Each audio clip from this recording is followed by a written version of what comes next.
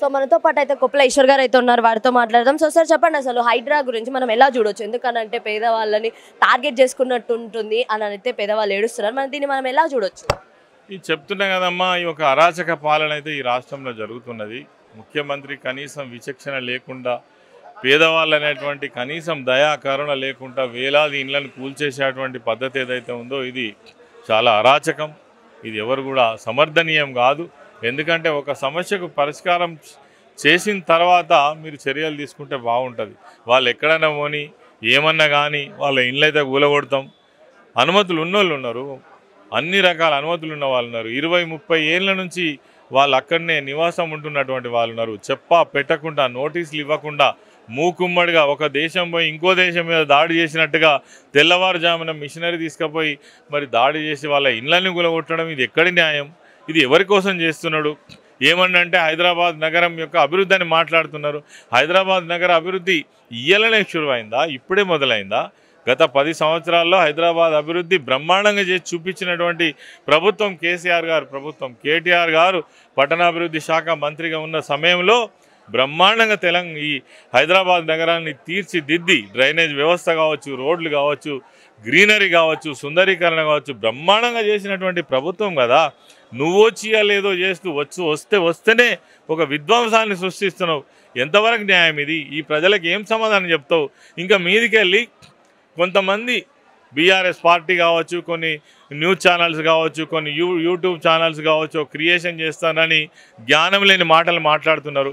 స్వయంగా ముఖ్యమంత్రి నువ్వే చెప్పినావు కదా, ముఖ్యమంత్రి కాకముందు నువ్వు పిసిసి అధ్యక్షుడిగా ఉన్నప్పుడు ఒకసారి బీఆర్ఎస్ హయాంలో అయ్యప్ప సొసైటీ దగ్గర కొన్ని అక్రమ కట్టడాల విషయంలో మాట్లాడినప్పుడు దానికి పద్ధతి ఉంటుంది, చట్టం ఉన్నది, దాన్ని రెగ్యులర్ చేస్తానికి అవకాశం ఉన్నది.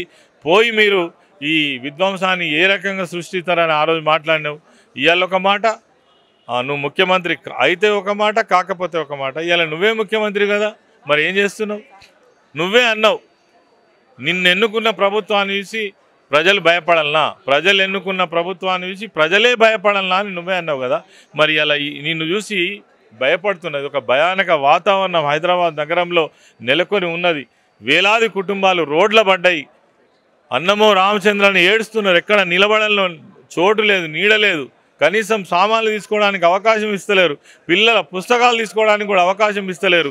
ఇదొక ప్రభుత్వం అనుకోవాలనా? మీకు ప్రజల పట్ల దయా కరుణ ఉన్నదని అనుకోవాలనా?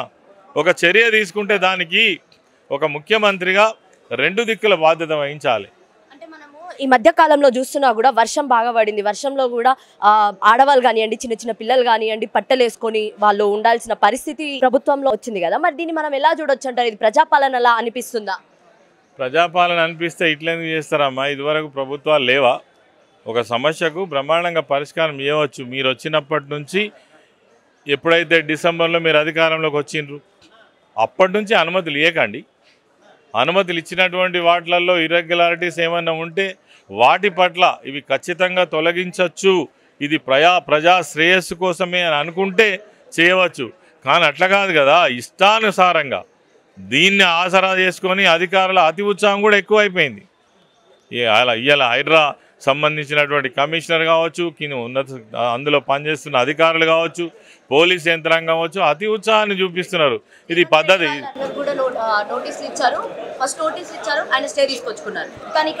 నేనేమంటున్నా, రేవంత్ రెడ్డి ముఖ్యమంత్రి ఒక అన్ననే కాదు, పెద్ద పెద్ద వాళ్ళవి చాలా ఉన్నాయి. ఫస్ట్ ఫేజ్లో అవే దృష్టికి వచ్చినాయి. వాటి మీద ఎందుకు మీరు మరి చర్యలు తీసుకోవట్లేదు? వాటిని ఎందుకు వదిలేస్తున్నారు? పెద్ద పెద్ద వాళ్ళవి ఫామ్ హౌజులు ఉన్నాయి, చేయండి. ఫస్ట్ మీరు దేనికి ప్రయారిటీ ఇవ్వాలి?